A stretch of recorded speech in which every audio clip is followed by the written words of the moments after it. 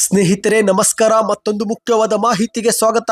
ಒಂದು ಕಡೆಯಲ್ಲಿ ರಾಜ್ಯದ ಜನರು ಗ್ಯಾರಂಟಿಗಳ ಹಣ ಜಮಾವಾಗುತ್ತಿಲ್ಲ ಎಂದು ಪರದಾಡುತ್ತಿದ್ರೆ, ಮತ್ತೊಂದೆಡೆಯಲ್ಲಿ ಇಂಧನ ಇಲಾಖೆ ಸಚಿವರಾಗಿರುವ ಕೆಜೆ ಜಾರ್ಜ್ ಅವರು ಸರಿಯಾದ ಸಮಯಕ್ಕೆ ಪ್ರತಿ ತಿಂಗಳು ಹಣ ಹಾಕೋಕೆ ಇದೇನು ಸಂಬಳ ಅಲ್ಲವಲ್ಲ ಎಂದು ಹೇಳಿಕೆ ಕೊಟ್ಟಿದ್ದು, ಇದೇ ಹೇಳಿಕೆಗೆ ಬಿಜೆಪಿಯ ವಿಪಕ್ಷ ನಾಯಕ ಆರ್ ಅಶೋಕ್ ಅವರು ವಾಗ್ದಾಳಿ ಮಾಡಿದ್ದಾರೆ.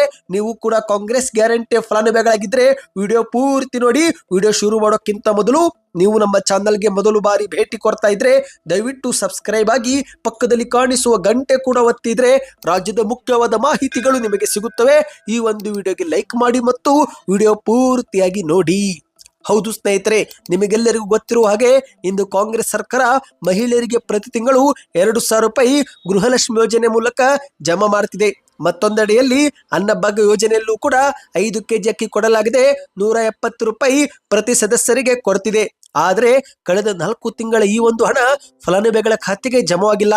ಒಂದು ಕಡೆಯಲ್ಲಿ ಮುಖ್ಯಮಂತ್ರಿ ಮತ್ತು ಉಪಮುಖ್ಯಮಂತ್ರಿಯವರು ಇದೇ ಒಂದು ತಿಂಗಳ ಅಂತ್ಯದಲ್ಲಿ ಬಾಕಿ ಕಂತು ಜಮಾ ಮಾಡುತ್ತೇವೆ ಎಂದು ಹೇಳಿಕೆ ಕೊಡುತ್ತಿದ್ರೆ, ಮತ್ತೊಂದೆಡೆಯಲ್ಲಿ ಇಂಧನ ಸಚಿವರಾಗಿರುವ ಕೆಜೆ ಜಾರ್ಜ್ ಅವರು ಪ್ರತಿ ತಿಂಗಳು ಹಣ ಕೊಡೋಕೆ ಇದೇನು ತಿಂಗಳ ಸಂಬಳ ಅಲ್ಲವಲ್ಲ ಎಂದು ಹೇಳಿಕೆಯನ್ನು ಕೊಟ್ಟಿದ್ದಾರೆ. ಸದ್ಯ ಈ ಒಂದು ಹೇಳಿಕೆ ಇದೀಗ ರಾಜ್ಯದಲ್ಲಿ ಆಕ್ರೋಶಕ್ಕೆ ಕಾರಣವಾಗಿದೆ. ಹೌದು ಗೆಳೆಯರೆ, ಇಂಧನ ಸಚಿವರಾಗಿರುವ ಕೆಜೆ ಜಾರ್ಜ್ ಅವರು ಅನ್ನಭಾಗ್ಯ ಮತ್ತು ಗೃಹಲಕ್ಷ್ಮಿ ಯೋಜನೆ ಹಣ ತಿಂಗಳ ಸಂಬಳ ಅಲ್ಲವಲ್ಲ ಎಂದು ಹೇಳಿಕೆ ಕೊಟ್ಟಿದ್ದು, ಇದೇ ಹೇಳಿಕೆಗೆ ವಿಪಕ್ಷ ನಾಯಕರಾಗಿರುವ ಆರ್ ಅಶೋಕ್ ಅವರು ಸಾಮಾಜಿಕ ಜಾಲತಾಣದಲ್ಲಿ ಟ್ವೀಟ್ ಮಾಡಿ ಆಕ್ರೋಶ ವ್ಯಕ್ತಪಡಿಸಿದ್ದಾರೆ. ಆ ಒಂದು ಟ್ವೀಟ್ ಕೂಡ ನೀವು ನೋಡ್ತಿರಬಹುದು ಸ್ನೇಹಿತರೆ. ಇದು ಆರ್ ಅಶೋಕ್ ಅವರೇ ಮಾಡಿದ ಟ್ವೀಟ್ ಆಗಿದೆ. ಸ್ವಾಮಿ ಸಚಿವ ಜಾರ್ಜ್ ಅವರೇ, ಗೃಹಲಕ್ಷ್ಮಿ ಅನ್ನಭಾಗ್ಯ ಹಣ ತಿಂಗಳ ಸಂಬಳ ಅಲ್ಲವಲ್ಲ ಅಂತ ಹೇಳ್ತಿದ್ದೀರಲ್ಲ, ಇದೇನ ಮತದಾರರಿಗೆ ನೀವು ಕೊಡುವ ಗೌರವ ಎಂದು ಪ್ರಶ್ನೆಯನ್ನ ಮಾಡಿದ್ದಾರೆ.